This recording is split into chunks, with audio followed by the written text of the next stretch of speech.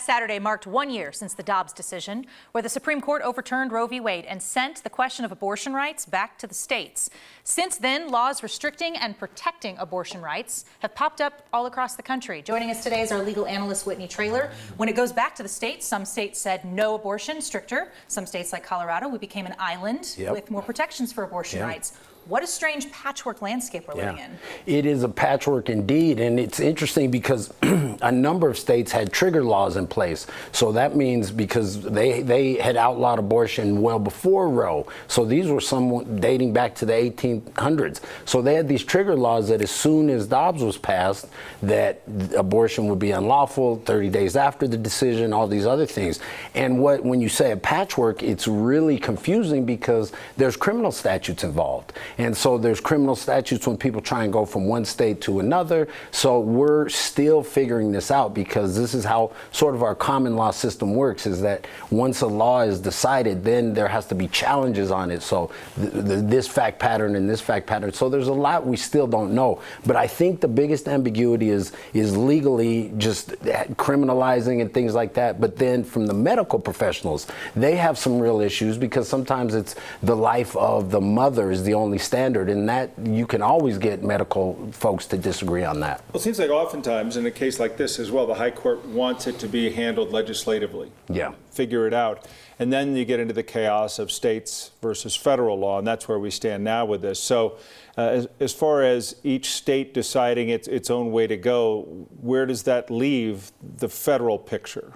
Well, and that's really what the decision was about. It said this is not a federal issue. This is not a constitutional issue. The feds shouldn't have even been involved. And so they sent it back to the states. And so now you have 14 states that have almost a complete abortion ban, and even including rape and incest. And so now you have some of them are very restrictive, and they say only the life of the mother. And this is putting doctors in a situation where they don't want to perform certain procedures because they don't want to have to make the split-second decision and make the wrong decision. And some of these criminal penalties, there's some that are life in prison, which I don't think if somebody was charged with that would not be upheld as constitutional.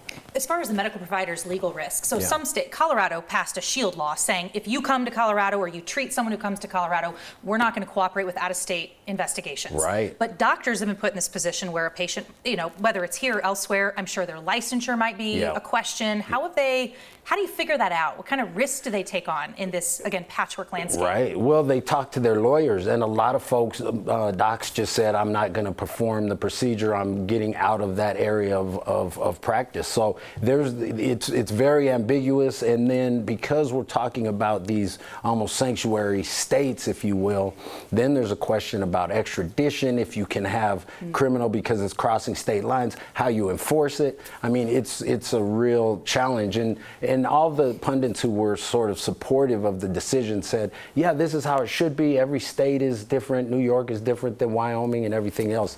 But it's created a lot of issues, especially as it relates to medical abortions and FDA-approved medicines, and that being shipped from state to state. So we're just having more litigation. And never before has it been so in public discussion how politicized the Supreme Court feels to Americans, whether it is or isn't, but it feels like it is. That the court is this or it is this, depending on the justices that are appointed. Yep.